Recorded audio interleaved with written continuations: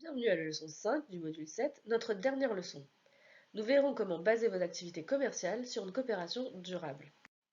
Dans cette leçon, nous allons discuter de comment construire et cultiver votre réputation grâce au professionnalisme et à la persévérance. Nous aborderons aussi les aspects plus logistiques et l'institutionnalisation du réseau par le biais de contrats et d'accords, d'événements et d'ateliers et de la communication. Enfin, nous verrons comment rendre son réseau et ses références transparents aux yeux des autres pour que votre valeur s'y reflète positivement et que vous ayez confiance en votre capacité à construire des relations solides. Voyons à présent comment se faire en nous. Se construire une réputation est un défi de longue haleine. Il se base sur trois éléments, le suivi, la persistance et la fiabilité. Assurer un suivi après avoir participé à un événement de réseautage ou rencontré de nouvelles personnes est le point de départ logique de toute relation d'affaires durable. Gardez à l'esprit qu'il s'agit d'y passer du temps, car vos contacts peuvent se désintéresser ou trouver d'autres collègues avec qui partager leurs connaissances ou résoudre un problème. Faites donc suivre les emails et les réunions d'un message personnalisé exprimant votre gratitude pour l'interaction. Rappelez à la personne où et comment vous êtes rencontrés et mentionnez brièvement un point mémorable de votre conversation. Exprimez votre intérêt à rester en contact et proposez des modes de collaboration pour vous aider mutuellement dans vos projets. Gardez un ton amical, sincère, tout en restant professionnel. Connectez-vous sur LinkedIn ou des plateformes similaires et engagez-vous sur les réseaux sociaux en offrant votre soutien et en mettant en lumière votre valeur. Interagissez avec les publications, partagez du contenu utile et commentez leurs mises à jour. Vous pouvez également proposer activement votre aide si vos compétences ou votre expertise correspondent à ce qui est demandé. Recommandez d'autres personnes et présentez des collègues compétents. En apportant de la valeur ajoutée, vous démontrez votre sincère intérêt à la réussite tout en favorisant la réciprocité des relations. Être actif sur les réseaux sociaux contribue à renforcer vos liens et vous permet de rester dans la ligne de mire de vos relations sans être trop intrusif. Participez aussi à des événements de suivi. De nombreux événements de mise en réseau proposent des sessions de suivi, des ateliers ou des séminaires en rapport avec la rencontre initiale. Ces événements sont conçus pour alimenter le processus de réseautage et permettre aux participants d'approfondir leurs relations. S'il existe des événements de suivi liés à celui auquel vous avez participé, faites l'effort d'y retourner. Ce sera l'occasion de se rencontrer de nouveau dans un contexte différent et de renforcer vos relations. Le deuxième ingrédient clé d'une bonne réputation est la persévérance, une qualité intrinsèque à chacun. Toutes les tentatives de réseautage ne débouchent pas immédiatement sur une réponse positive ou un engagement. Un réseauteur persévérant ne se décourage pas en cas de rejet ou d'absence de réponse. Au contraire, il tire les leçons de l'expérience, fait les ajustements nécessaires et continue à contacter d'autres personnes potentielles. Si une méthode de communication ne donne pas de résultat, un réseauteur persévérant explorera d'autres méthodes et différents canaux. Être persévérant ne signifie pas être pressant ou trop agressif. Vous devez respecter le temps et les limites de chacun et vous assurer que votre communication reste professionnelle et pertinente.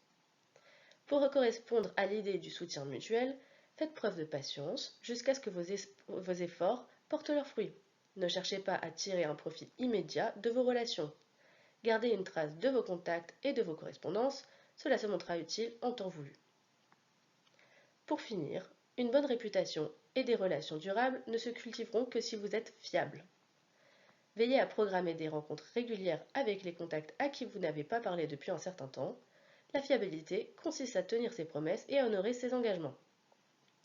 Si vous vous engagez à assurer le suivi d'un contact, à fournir une assistance ou à partager des informations, veillez à le faire en temps voulu.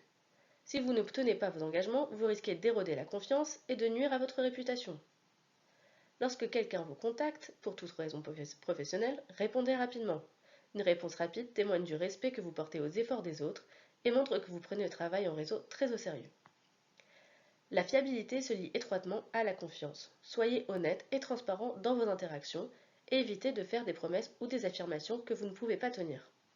La cohérence de vos paroles et de vos actes contribuera à faire de vous une personne fiable au sein de votre réseau professionnel.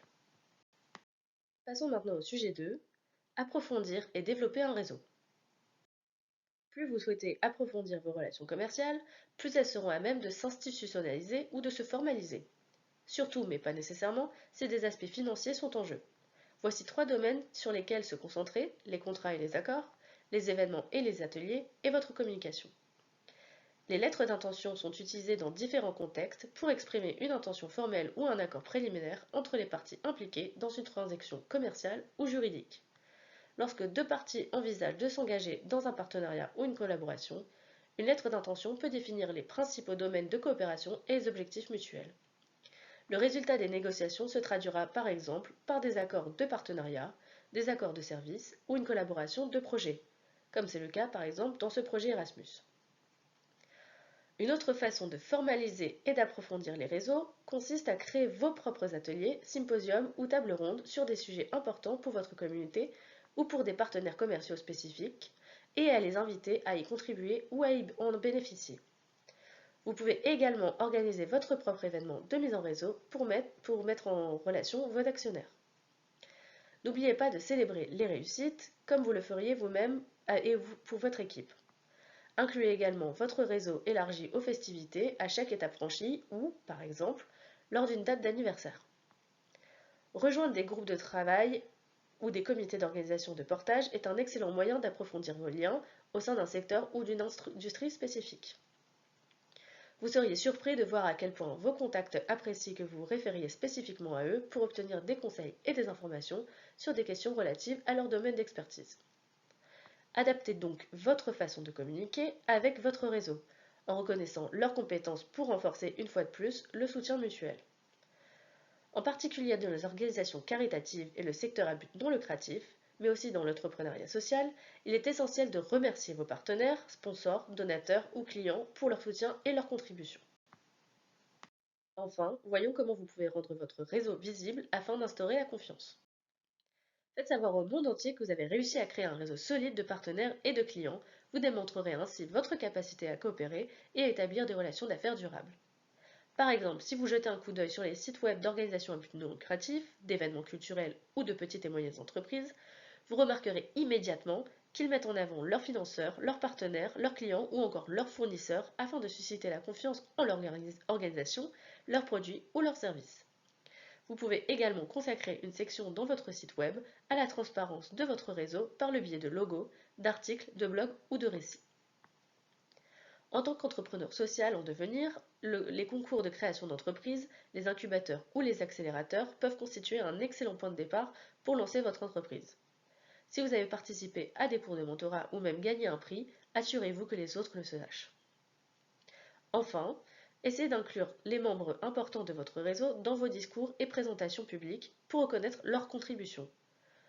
Vous montrerez ainsi aux autres que vous appréciez et entretenez une forte culture de coopération pérenne. Afin de mémoriser cette leçon, je vous propose de réaliser un petit quiz. Pour résumer, les multiples crises actuelles rendent la coopération indispensable. En tant qu'entrepreneuse sociale, vous vous engagerez dans la résolution de problèmes systémiques qui nécessitent une coopération et des échanges au niveau local, régional et international. Comme expliqué au début de ce module, le travail en réseau représente la clé de la réussite de votre entreprise. Instaurez la confiance autour de vous dans tous les aspects de votre activité. Dans l'économie sociale et solidaire, cela compte encore plus. Nous arrivons donc à présent à la fin de ce module sur le réseautage et la coopération. Nous espérons que les sujets et le contenu de ce cours vous ont été utiles et nous vous souhaitons une bonne chance dans votre aventure d'entreprise sociale. Vous pouvez suivre les activités et les résultats de ce projet sur notre page d'accueil, sur nos réseaux sociaux ou en vous inscrivant à notre newsletter. Bon courage et à bientôt de la part de l'équipe du projet YouPower.